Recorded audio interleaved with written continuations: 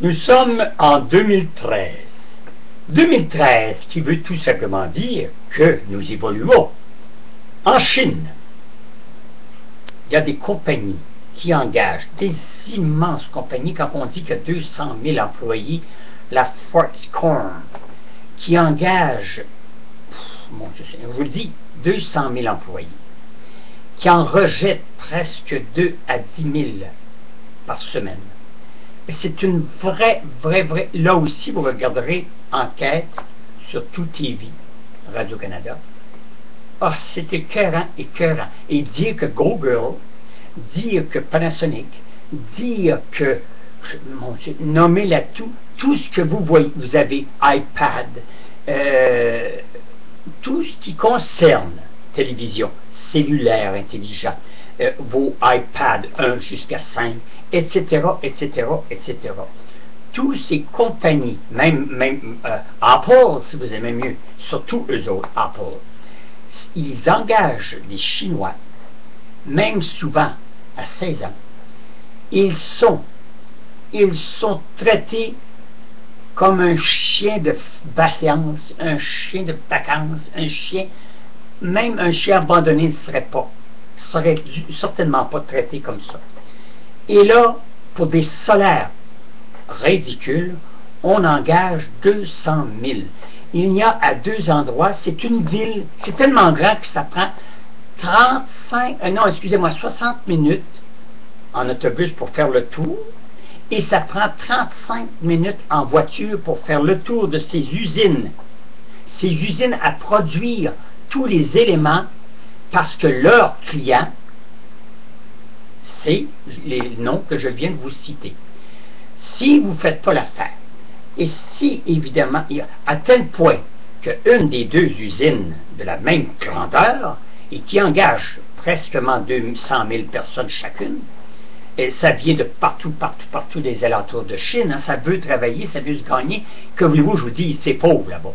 Et évidemment, il y a tellement de suicides qui ont été obligés de mettre des filets tout le tour on appelle ça des boudoirs, ou si vous aimez mieux, des endroits où ce que les employés dorment. 4 et à 6 par petit boudoir. Et les autres nomment ça un autre nom, là. Moi j'appelle ça des petits trous à rats. Et évidemment, à tous les fenêtres qui font le contour de ces édifices sont obligés de mettre des filets parce qu'il y a eu trop. Et là, dans le reportage, on vous dit qu'il y a eu seulement une vingtaine de suicides, mais on est rendu à 684 suicides dans un an. Les gens se jetaient en bas directement de leur boudoir ou de leur endroit où ils se cachent, qui dorment, excusez-moi, quand ils peuvent dormir parce qu'on les fait faire travailler de 12, même des fois 14 heures. Là, la première fois qu'on vous engage, évidemment, mais avant que vous commenciez à être engagé, on va vous enlever sur votre paye votre accréditation. On va vous enlever sur votre paye les supposément assurances. On va vous enlever sur votre paye l'endroit que vous logez. Évidemment, en surplus, il faut vous nourrir. Alors, imaginez-vous donc que quand vous commencez la première semaine, vous avez déjà 3 jours d'hypothéqués. Vous travaillez 3 jours gratuitement. Alors, il y a tellement de personnes. Et là, vous êtes traité aux petits oignons. Hey, toi, mon chien sale, en chinois. Hey, toi, mon écœurant, ferme ta gueule, si t'es pas content, crise ton camp. Je prends peut-être un langage vulgaire en vous disant ça, mais vous allez entendre des propos, c'est la même chose que ça. Ils sont traités, je vous le dis, non humainement, mais tout simplement dans l'équivalent que Hitler traitait les Juifs dans, évidemment, les voûtes et dans les endroits pour criminatoires, pour les envoyer au gaz, si vous aimez mieux. Alors, quand vous voyez une émission comme telle, et les gens ont été là, avec des reportages, avec des caméras cachées, c'est pas des faux nez, et en surplus, quand vous allez dans les archives, comme moi j'ai fait toute la soirée, pour pouvoir vous dire l'éditorial d'aujourd'hui, et bien, c'est là que j'ai appris qu'il y avait beaucoup plus de suicides. Là, il y a un établissement, je veux dire, où est-ce qu'on engage 200 000 Chinois. Et évidemment, on mit les filets, l'autre n'a pas encore mis les filets, et on commençait à engager les gens quand les dortoirs, si vous aimez mieux, hein, bon, il y en a qui vont appeler ça des dortoirs, mais ils ne sont même pas terminés. Vous couchez encore sur des planches, puis le chip-up n'est même pas fini, ou bien l'eau n'est pas encore arrivée. On les calisse dans, excusez-moi, dans ces boudoirs-là, dans ces cages, et tout simplement là, et laissés à eux-mêmes. Les filets ne sont pas installés à eux autres.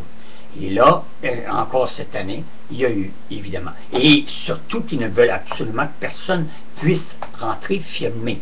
Et quand vous rentrez là, quand vous sortez du travail, vous allez dans votre petite cage, une petite cage avec une clé, et là, vous pouvez aller chercher vos cellulaires, vos téléphones ou quelque chose comme ça qui vous appartient, parce qu'aucun bijou, aucun métal ne doit rentrer dans ces établissements-là. Là, c'est beau, ils engagent 200 000 personnes en place, 200 000 dans l'autre. Je viens de vous dire, c'est une ville c'est une grosse ville qu'on appelle la Chine. Et là, d'ici 2 ans, peut-être 3 ans, il va y avoir environ 1500 robots qui vont remplacer les personnes qui sont en réalité abusées au travail. Hein? Et nous autres ici, on a des têtes de cul de syndicats qui se battent pour avoir des salaires, puis des salaires, puis des salaires. Quand c'est pas d'autres qui tombent en grève, quand c'est pas les policiers à Québec, quand c'est pas les cols blancs, mais ils sont tellement crasseux que vous voyez un gros col noir, avec la crasse. Bon, ici, surtout à Québec, c'est épouvantable.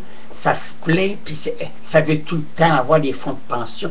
Imaginez-vous donc, peut-être que si on les enverrait là, ces trucs-là, probablement que quand ils reviendraient, ils seraient plus dociles, ils feraient du travail, puis ils ne demanderaient pas un fonds de pension pour vivre au crochet, il faut le dire, au crochet de la société, et en plus de ne pas avoir fait leur travail adéquatement pendant 20 ans, 25 ans, parce que quand tu es syndiqué, tu n'as plus à faire un travail professionnel, tu es syndiqué, c'est beau, tu n'es pas content, tabarnak, reçois des heures, mais tu peux pas, j'ai mon syndicat, puis m'Ottawa, mon tabarnak. Mais c'est ça qu'ils disent à la Beaume ici, à Québec, comme ils peuvent dire à d'autres places aussi. Alors c'est ça.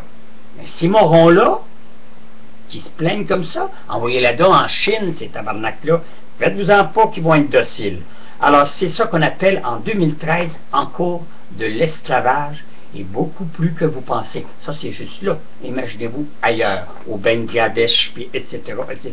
Je vais vous revenir parce que je suis en train, ça va faire une semaine que je suis sur les études de ce qui se passe en Bangladesh, en Inde et tout ça.